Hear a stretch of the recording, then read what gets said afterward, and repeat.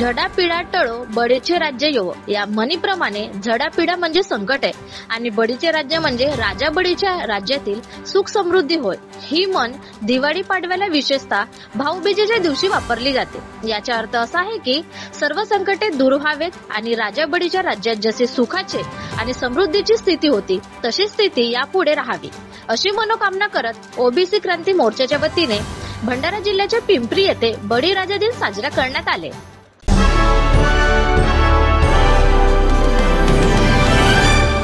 माझे नाव भाऊ कातोरे। बळीराजा शेतकऱ्या इसवी सन 3000 पूर्वी एक शेतकऱ्यांचा राजा होऊन गेला बळीराजा। बळीराजाच्या काळामध्ये शेतकऱ्यांना सुख समाधान आणि शेतकऱ्यांच्या मालाला योग्य भाव मिळायचे आणि तो बळीराजा याला कृतनीतीने मारण्यात आला। याला दसऱ्याच्या दिवशी मारण्यात आला आणि सर्व शेतकरी तेव्हा इकडे तिकडे परेशान झाले। त्यावेळेस बळीराजाच्या मुलांनी सांगितलं की आपला बळीराजा हा पाडव्याच्या दिवशी दिवाळीच्या एक दिवसाच्या नंतर येणार आहे।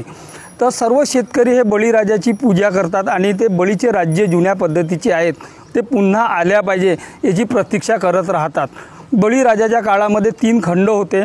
3 खंडामध्ये 3 सेनापती होते मल्हारराव, माहोबा आणि एक काहीतरी होतं त्याचं नाव तर आठवत नाही।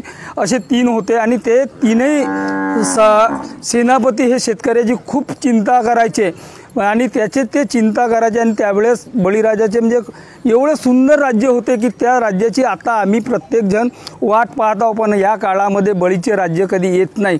फक्त हे कागदोपत्री आणि नेते लोक म्हणतात की बळीचे राज्य येणार, पण हे बळीचे राज्य कधी येत नाही। आम्ही शेतकरी नेहमी बळीच्या राज्यासाठी वाट पाहत आहोत।